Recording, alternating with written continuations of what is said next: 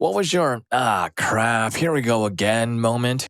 Had a woman come through my line with two full carts, scan everything, and then she hands me a stack of coupons. Now, this is a problem because if anything gets flagged, we have to find and check the item to make sure the coupon is valid, size, count, quantity, brand, etc. She's also been pretty right up to this point, complaining about every little thing. I start scanning coupons and come across one issued by a competing grocery store. Tell her, sorry, we don't take competitors' coupons. Well, they take yours. To which I reply, then perhaps you should shop there.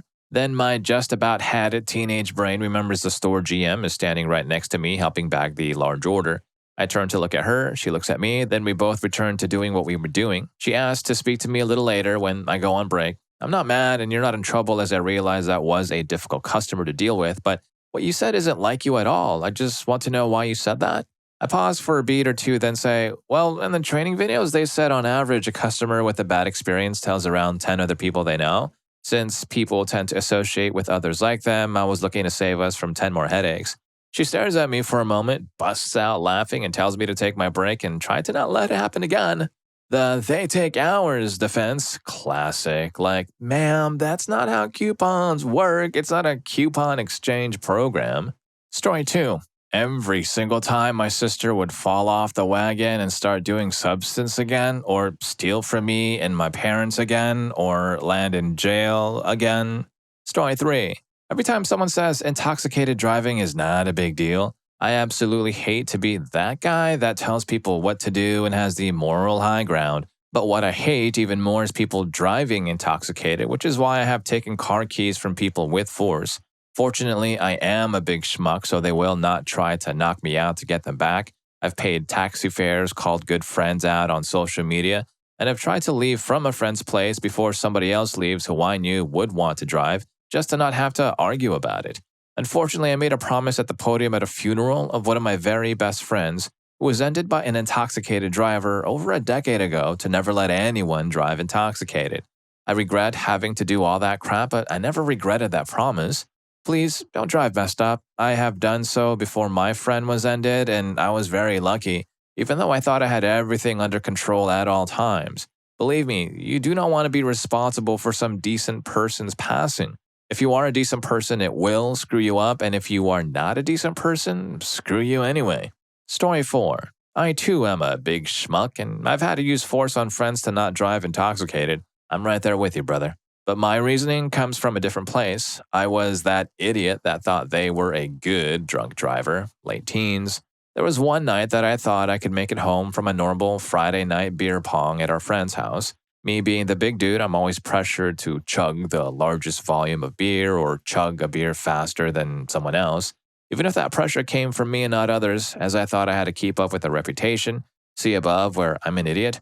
Well, that night I'm driving home, which was about 15 minutes away, but had to take a fairly large road with a big median.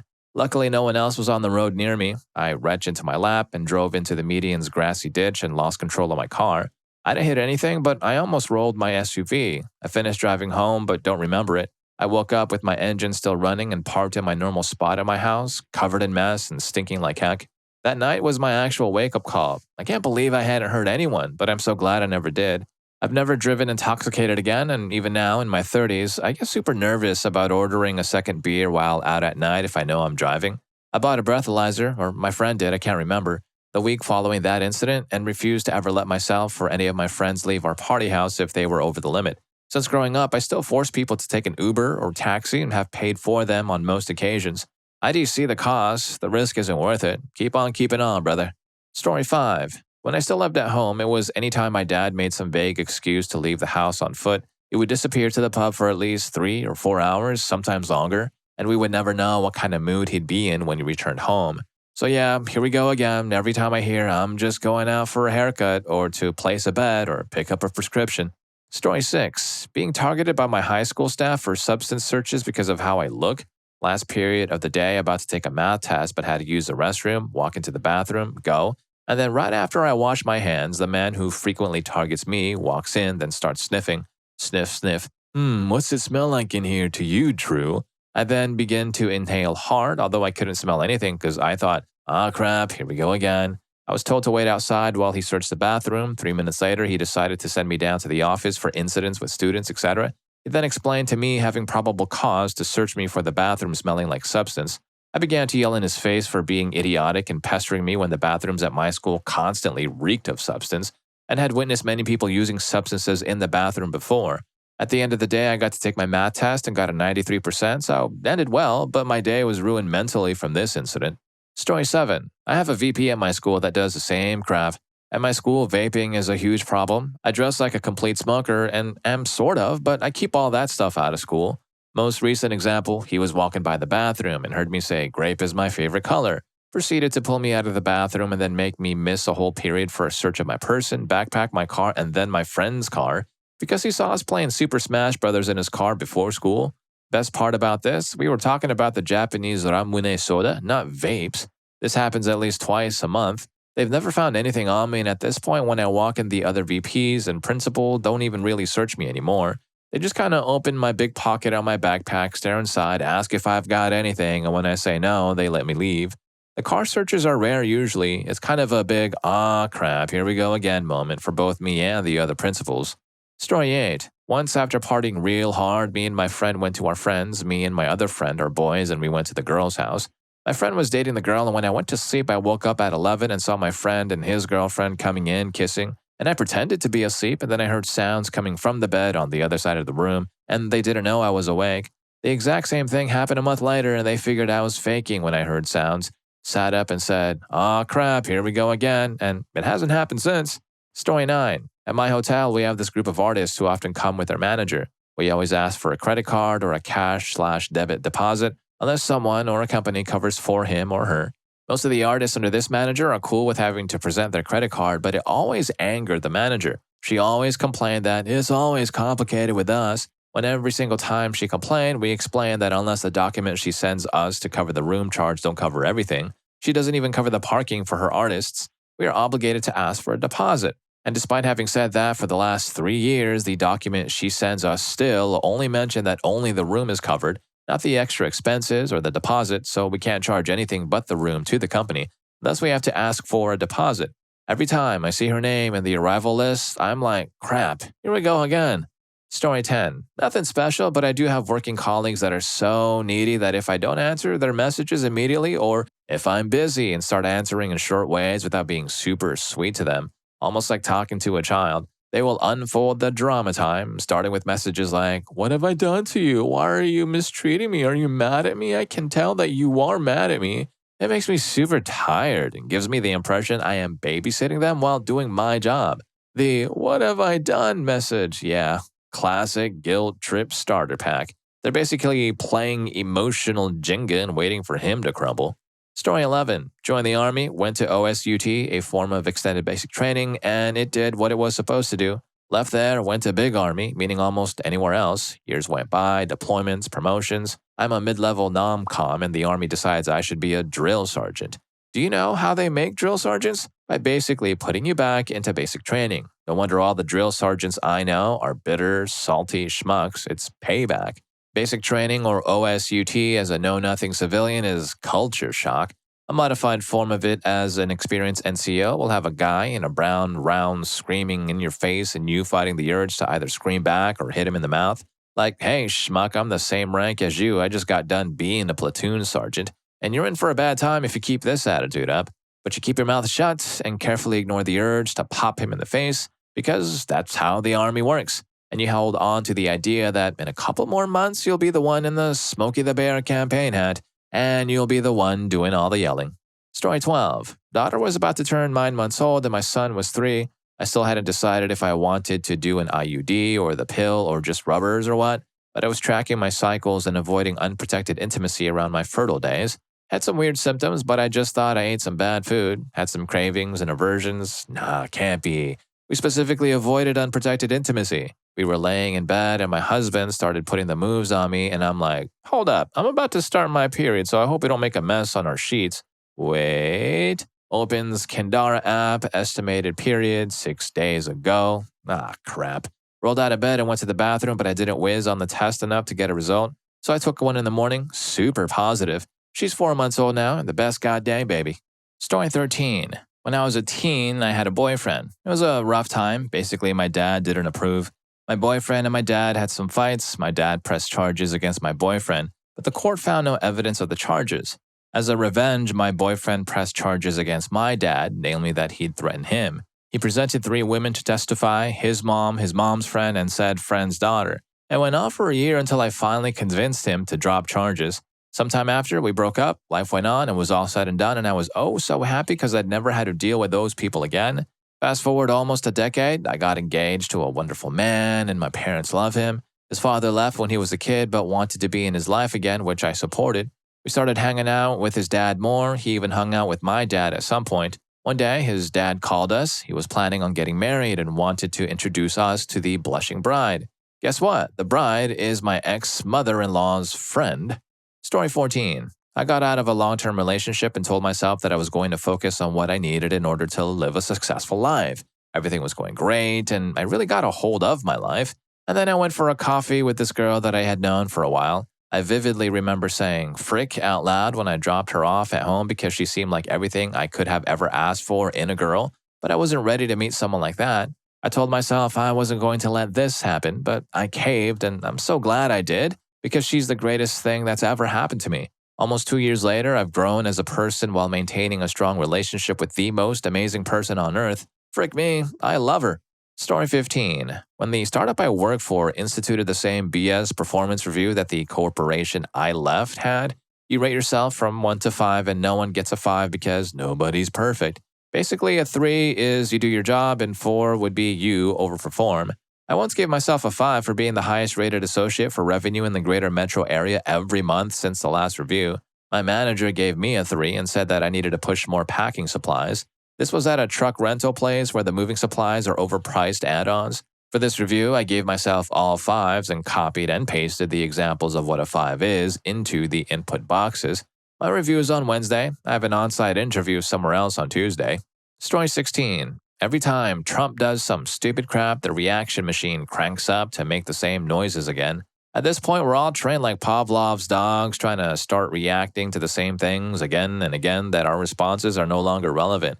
It's the same thing. How can he do this thing? He is the worst thing to happen to America. Can you imagine Obama doing anything like this? He should be impeached. I go, crap, here we go again. When I hear this, you don't have to go any further than the Reddit front page to see this schmuck in action.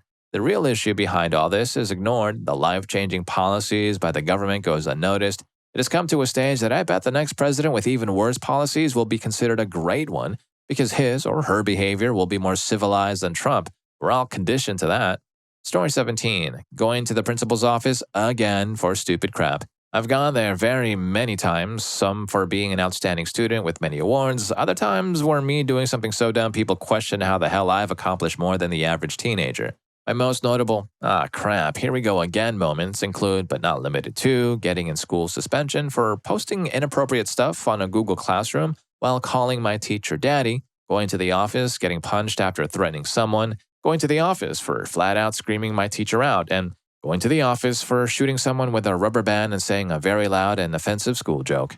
Story 18. It was about a year ago now, but anyway, I was dating this chick and we got into a huge fight that lasted like a month because she sent inappropriate pictures to another guy and wouldn't accept responsibility for it, insisted it was pure pressure, changed story about 1,000 times, tried to make it look like it was my fault, even though I was literally on the phone with her the night she did it while she was doing it and had no clue.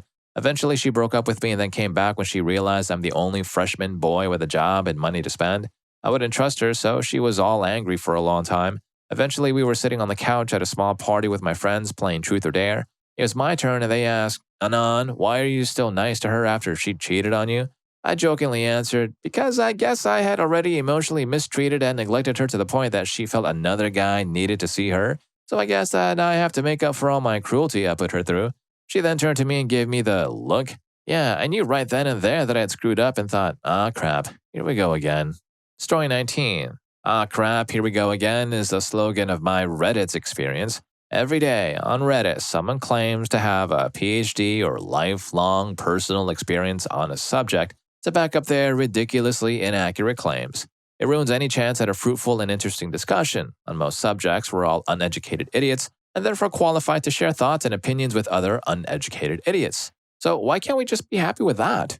Story 20. When I hear a loud rumble and everything starts moving, I lived through the Christchurch earthquakes in 2010, 2011, and have experienced thousands of earthquakes, including several dozen larger ones, M5 plus. The start of a local earthquake is quite distinctive, but the rumble and the main shake aren't particularly consistent, so it can be difficult to tell exactly how big the earthquake is going to be. The reaction is still mostly the same: stop what I'm doing and wait to see how big the earthquake is going to be. It's possible they've compiled a mental earthquake survival kit list that includes tea, a good book, and a healthy dose of stoicism. Story 21. When I wake up stiff in my lower back, I was out of work for 2.5 years with nerve damage and germinated discs. They refused to do surgery, and I'll live with it the rest of my life. This August will mark 7 years. At my wedding, I needed a cane, and my groomsmen were on alert to help in case I fell from my leg going out. I've had relief for about 2 years, minus 2 flare-ups that the first resulted in me lying on the floor in my cubicle because I couldn't sit, and the second put me back on substance after 3 years. Sometimes I try to think back and remember the pain and can't. Then I flare up and I literally have to slide off the bed and collapse while trying to take a whiz because the pain gets so bad. Story 22. Perfect timing. Anytime my brother, who I love, and his friends do any home repair, of which I know how to do properly, but have a bad spine and so leave to them. In several cases, we pay the friends who all work trade jobs with these same common materials. It is always half done and never completely right, and I have to at some point complete it, as in today. But because of my medical issues, half is better than none. However, this results in a slew of projects always needing attention. I just don't understand.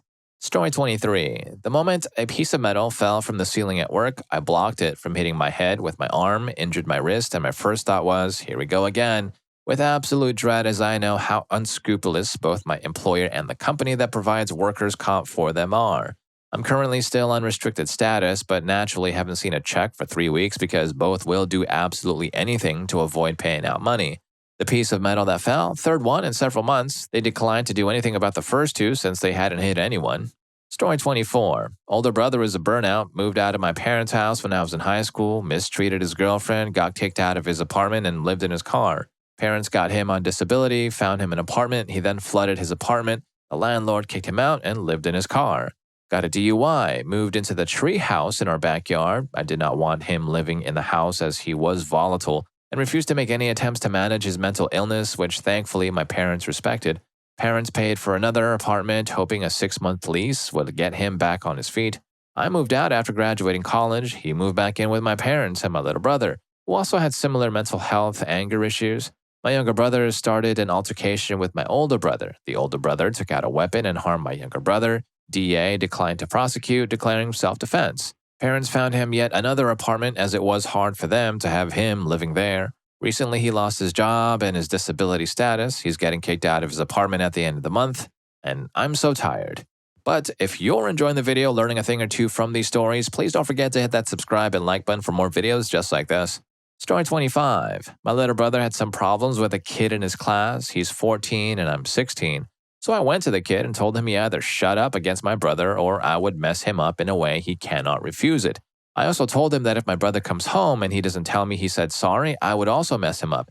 Never had a problem with him again. Now another kid does the same exact thing, so yep.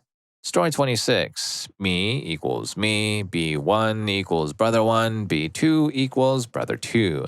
When I was little, around 3 or 4 years old, we were moving to our current house.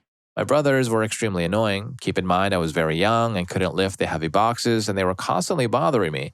B1 was saying things like, "You freaking help us," and B2 was saying, "You're a man now." I finally snapped and said, "Screw off, why don't you get a job?" They were both 14 or 15. My mom turned around, called me by my full name, and said, "Me, go straight to your room." For some reason, I replied, "Okay, you filthy casual." I have no idea why I said that, and I probably overheard one of my brothers playing their Xbox 360's games. I walked into my room and slammed the door. My dad started laughing loudly, and I thought, crap, here we go again. So I grabbed my toy car, which was wooden and very light, practically harmless, opened the door, and threw it at him as hard as I could. Then I hid under my bed for the rest of the night and somehow managed to fall asleep there. Story 27. When my parents go to a birthday party or something, and I have to drive them, it just happened moments ago. They were at a birthday party and said, We'll call you, and if you don't get a call before 11 p.m., you can come pick us up. I got the call at 10:51 p.m., but missed it because I was on the toilet. When I called them back, I didn't get through. I drove them, called them at least 20 times, and then never took the call. I waited for 45 minutes, and then I got a call that they were already at home. I was furious because it is already the third time this happened this year, and it's always the same. Story 28. Whenever my son plays games while reading, he acts stupid because he doesn't want to do his homework, which is reading. And then he gets upset because I make him actually read the word and try to sound it out and tell him there is no L in it and stuff like that when he adds in sounds. He will carry on making his reading longer, which is why it's not possible to do time limits like, you will read for half hour, or else he will use it as a shortcut and he never does any actual reading. Reason why I dread homework and the fact he is behind in his reading and math and writing and penmanship. Always gets upset and carries on whenever I try to actually make him do the work and make his writing be readable by writing the letters correctly and numbers too. This can last all day and for hours every single day, which is why his homework would always be incomplete by the due date. Story 29. Well, I'd been living on the East Coast for some time until one day my brother called me and told me our mom had passed. I packed my bags and immediately booked a flight back home to the West Coast. I hadn't been there in about 5 years or so. I was wondering what had changed since the last time I had visited my old neighborhood. I hailed a taxi from the airport and gave him the address of my mom's house, the house I grew up in. I spent a lot of the ride noticing what had changed in the last 5 years, which wasn't much, to be honest. I was only a few blocks away from the house when my taxi driver was pulled over by the police. Man, just my luck, it was the same police officers that had always pestered me, my brother, and my neighborhood friends growing up.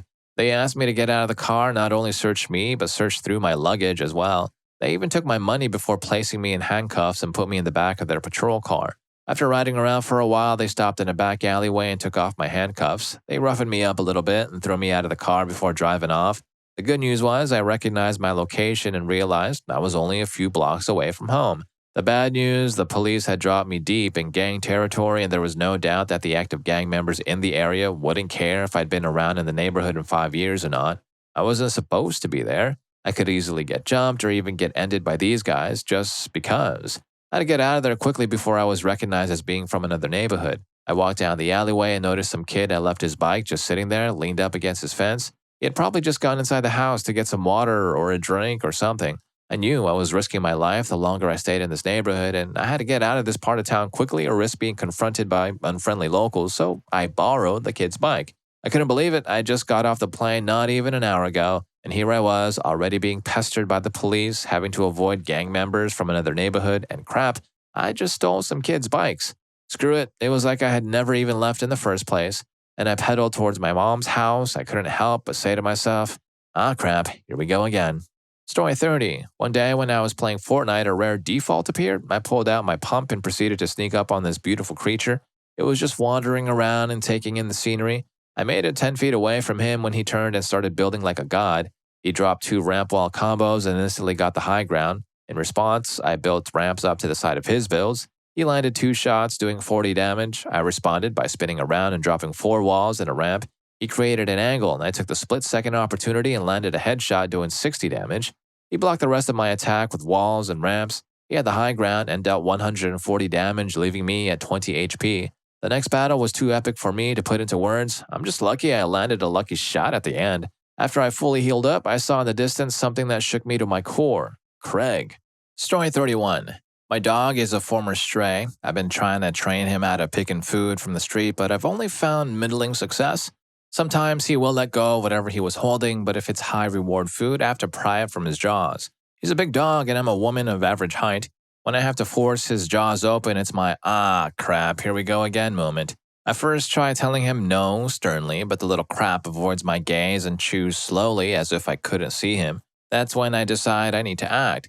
My hands end up covered in his mess and I probably attract a lot of attention. The time he decided to pick a mouse from the street, that was fun.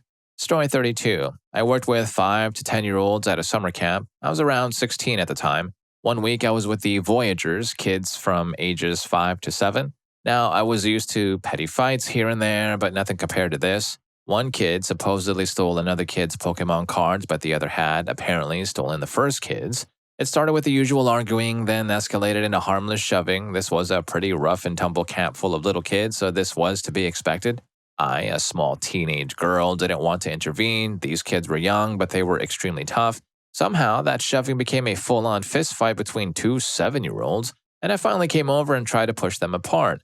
I was hit quite hard, and that was when I called another counselor. Luckily, this counselor, let's call him Joey, was pretty strong. Joey and I managed to pull these kids apart, but not before one had a black eye and the other a scraped knee, and both were bawling their eyes out. Story 33. We have two sets of fathers, sons working in my kitchen. The dads have already been at each other's throats because they're old dogs in the industry who want to have a contest with each other. 2 days ago, Dad A is talking crap to Son B, who proceeds to get in his face, and Dad B jumps in to side with his boy, while Son A is trying to keep them off each other, all while standing in the corner trying to do my frickin' job. This crap lasts for a little over half an hour. They're yelling at each other. The manager is yelling at all of them, trying to break it up. People walk out, get sent home, and it's just a massive crap show because we're understaffed. Everyone is stressed, and they all have cabin fever from working with the same people every damn day. Honestly, it's a miracle a full-on brawl didn't start. Next night, I came in with exactly the same crew. I hate my job. Story 34. Yesterday, my dad and I were at Chipotle, and the place was completely packed. Someone was nice enough to offer us a seat next to him. He was there with his daughter who was going into kindergarten, and he had mentioned how he was sending her to a private school. The school he mentioned happens to be the same one my parents had tried to send me to last year. I'm in 10th grade, by the way, but I didn't go because I dug my heels enough to change their minds. My father decides to take this opportunity to say, we considered sending him, me, there. I thought I had managed to get my parents to drop the subject of this godforsaken school, but I was horribly wrong. My immediate reaction to the situation was, crap, here we go again. It doesn't end there, though. This guy's small talk got my parents thinking, and next year I'm getting yanked out of public high school, and I'm going to a private school. God help me. Story 35. Used to be a window clerk for the post office. This one really mean, nasty old man would come in about once a month, and he would just belittle me for really no reason. He'd imply that I was dumb, lazy, and generally worthless. Mind you, I was 24 years old at the time and had recently graduated college summa cum laude. Just needed a job during a tough time. One time he came in and wanted to buy flat rate stamps for priority envelopes.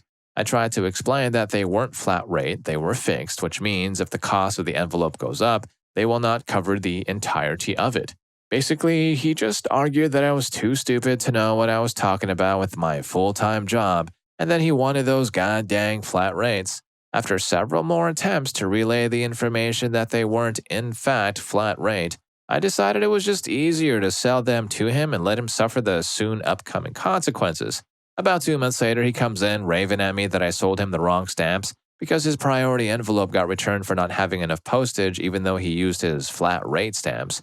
I kindly reminded him of our prior conversation and how I had tried to explain that unless a stamp says forever, it only covers the amount that was printed on it. In this case, they said $5.75. When the rate went up to $6.95, it was going to be short. He just seemed kind of dumbfounded that I may have been trying to help him. Ultimately, I got my revenge with a quick-witted response a few weeks later. He came in grumbling about having to send a letter and how he'd prefer to use FedEx or UPS or really any other company other than USPS. I calmly said, well, I'm glad that we offer a service that others can't provide. He got so mad, his face turned red, and he literally could not speak. I just smirked to myself for the rest of that transaction and got the heck out of the post office to grad school as soon as I could.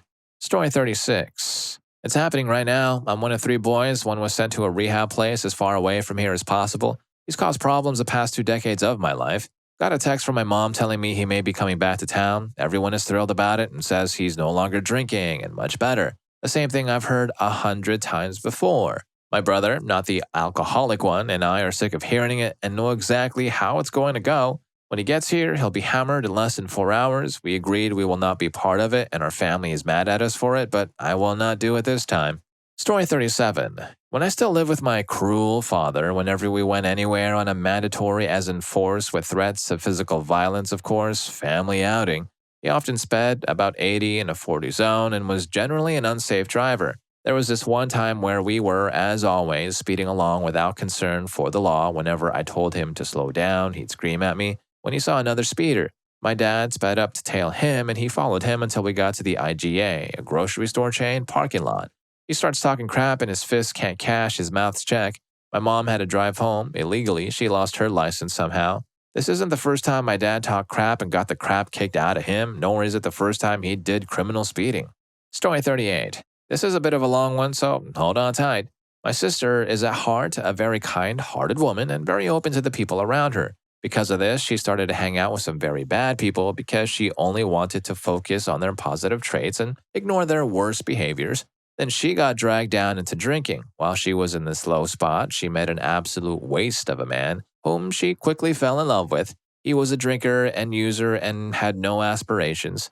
Now, my family tried to get her out of that situation, especially once her boyfriend started getting cruel. He refused to work, and when they had a baby together, he was just as cruel to the child as he was my sister. It took him threatening her with a hammer for her to finally get it through her head that she was in a bad situation. So we spent the following years getting her clean and helping her and her child readjust to not being under her ex-boyfriend's control, and we succeeded. Then 3 months ago, she found a guy, and guess what? Yep, same kind of human garbage as her ex. He's a drinker and a user and, in general, a very obnoxious guy. It's obvious to everyone but her that he only wants her because she has a job and his family doesn't want to take care of him anymore. His family has openly admitted that fact. For example, only a few days after they were officially dating, he was trying to get one of my married neighbors to have an affair with him. Like I said, trash. Well, they're married now, having only known each other for 3 freaking months. So, yeah, here we go again. Story 39. There was a guy in my study of literature and cinema class last semester who tried to steal a paper that I had turned in directly to the teacher. He had to make up work for being in ISR. He succeeded by waiting until the teacher left the room for a few minutes and then broke into his desk while all of the other students, including myself, were busy with other work. The teacher caught him but assumed that I gave him the assignment, and the kid played along with it to try to get me in trouble, as we tended to be at each other's throats a lot. However, I was able to get out of trouble by explaining what really went down. Plus, I was helping other people and therefore hadn't left my seat while the teacher was gone. So the cheater got busted instead. However, about a week later, I'm trying to work on an assignment and I had my Bell worksheet on the desk next to me because it wasn't occupied. The cheater walks over and tries to steal my paper again, but I saw him about to snatch my paper and pulled it towards me while sending him a glare.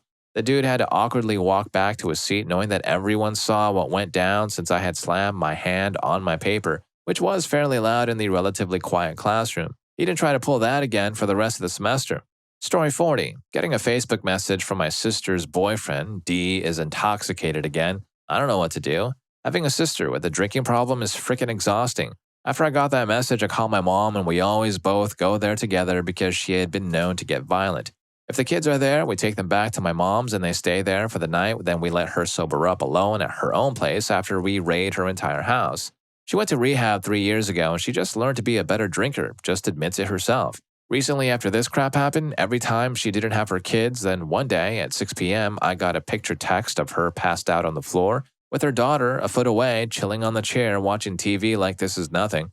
One day, she ended up driving her son to their dad's house and all hell broke loose because we found out she had been drinking. So now she's intoxicated driving with her 13-year-old in the car. That's the day her ex found out and called DCFS. My sister had her kids taken away and now they're staying with their dad for now. She went to rehab again and she now finally is able to admit she is a drinker and has been sober for 4 months. I love my sister, but those times are so freaking tiring. I was so over her BS with drinking. Story 41. When I'm in a discussion with my mom and she hears what you're saying, but she doesn't listen to it. Also with my mom, when I was a bit younger, random stuff would just up and disappear after she cleaned. When I asked her if she'd seen X, she always got defensive and accused me of misplacing the item and forgetting about it. She talked to you like you were crazy. I haven't seen it. I don't touch your stuff. I don't understand why you're asking me. One of said items were my €400 Enchroma glasses. I always put them in one of 2 spots. This led to some heavy discussions where my mom tried to convince me I took it with me to a place which was very different every time we discussed the issue, so I must have left it there. Nearly 2 years later, I found them in the back of a dresser. I never put stuff in this dresser since it's hers. When I told her I found my glasses in her dresser, she kept insisting that I must have put them there and forgot about it. Sure, Mom, I went out of my way to put my expensive glasses in your dresser in between a bunch of your random stuff. Finally, my mom never admits to any wrong and always immediately plays a victim card. Just to be clear, I love my mom, but she's got a side I'm fundamentally allergic to. Story 42. Walked into Walgreens to buy a pack of smokes, 5 minutes left in their day. This 4 foot tall, tiny 60-year-old woman puts a bunch of stuff on the counter in front of me. She asked the cashier, "How much is this?" And I knew this was going to be a long one. Every item beep. How much was that? I work retail. I know the type. I settled in for the long haul. A line forms behind me. Half the crap she had thought was too expensive and left it. Then the icing on the cake, she hands the cashier a stack of coupons and says, "Which of these work?" And the guy behind me audibly goes, "Are you freaking kidding me?" The cashier starts scanning and handing back coupons that don't work. She hits one for a similar product to what the woman was buying and it doesn't work. The woman lit her up. It became obvious to me that she knew what coupons she had. She just couldn't be bothered to sort them out. The cashier just did a price adjustment out of desperation to keep it moving. Before the woman would hand over her money, she asked to see every item broken down and priced on the screen. It was now 10 minutes after close and she finally left. People are crappy to retail workers. And if any of these stories got to you, here's more for you. YouTube thinks you're going to love this. I'll catch you in that video.